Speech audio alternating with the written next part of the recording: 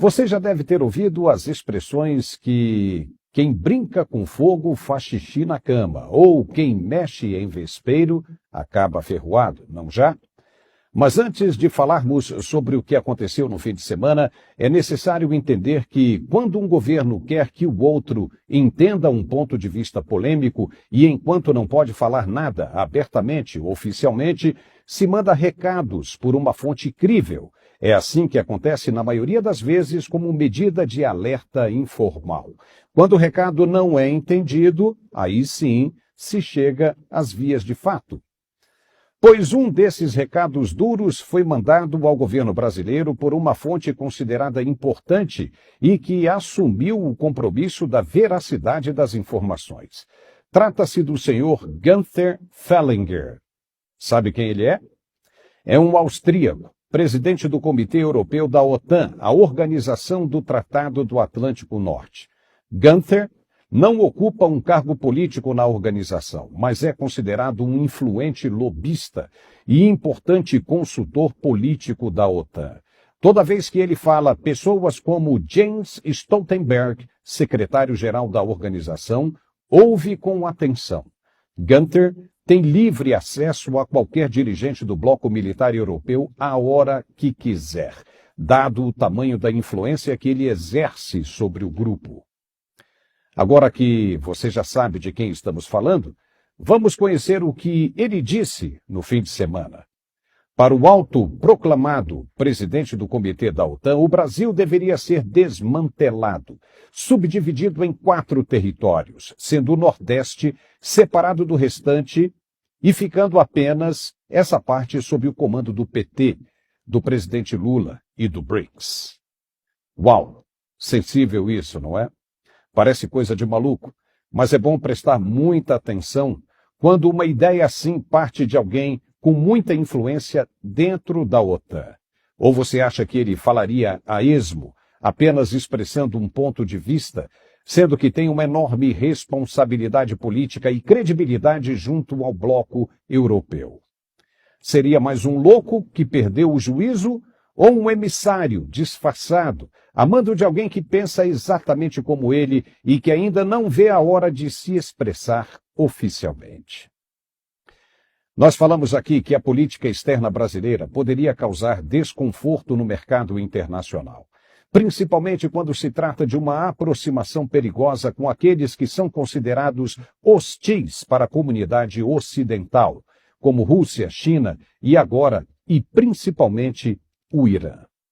Toda vez que viaja ao exterior, o presidente Lula acende um holofote sobre sua cabeça, chamando a atenção para si e despertando desconfiança aos blocos já consolidados e que não vão aceitar de mão beijada perder o que construíram ao longo de décadas. Não vão.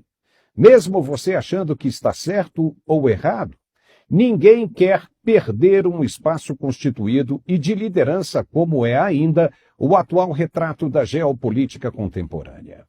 Vai haver reações? E o Brasil tem de estar preparado para elas? Será que já está? Ou age apenas como um cãozinho que se mostra valente quando está perto do dono?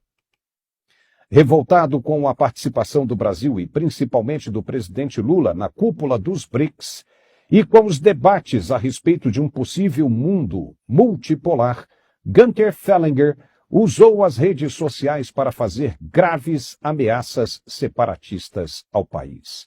Em uma série de postagens, onde usa a hashtag #ex-Brasil, ele conclama os países da OTAN a desmantelar as nações hostis ao mundo livre e chegou a postar uma série de mapas de um Brasil separado por novas fronteiras.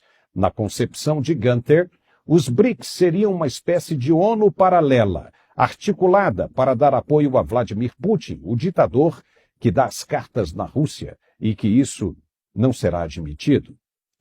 O curioso é o ponto em que ele chegou, apresentando mapas bem elaborados do que seria um Brasil já dividido. Isso significa que houve um estudo prévio e aprofundado da situação. Só para lembrar que há cerca de 3 meses, a CIA, a Agência de Inteligência Americana, também dividiu e divulgou um estudo completo de toda a situação geográfica, política e econômica do Brasil, sabendo até qual é o efetivo bélico que o país possui como a segunda maior potência militar do continente. Já se tem uma radiografia completa de todos os aspectos de interesse brasileiros. Isso significa que já está todo mundo de olho nos passos da esquerda brasileira e o que essas ações podem representar para a saúde das transações comerciais e democráticas dos países do Ocidente. Deu para perceber o tamanho do problema que começa a se desenhar com esses avanços do BRICS? O país está verdadeiramente preparado para isso? Nós falamos aqui que o mundo não vê com bons olhos uma aproximação do governo brasileiro com países considerados hostis aos direitos humanos, como o Irã, por exemplo. Ninguém pode enxergar com normalidade um Brasil que se senta à mesma mesa com ditadores que oprimem o direito à liberdade e o devido Estado democrático de direito. O que se vai pensar?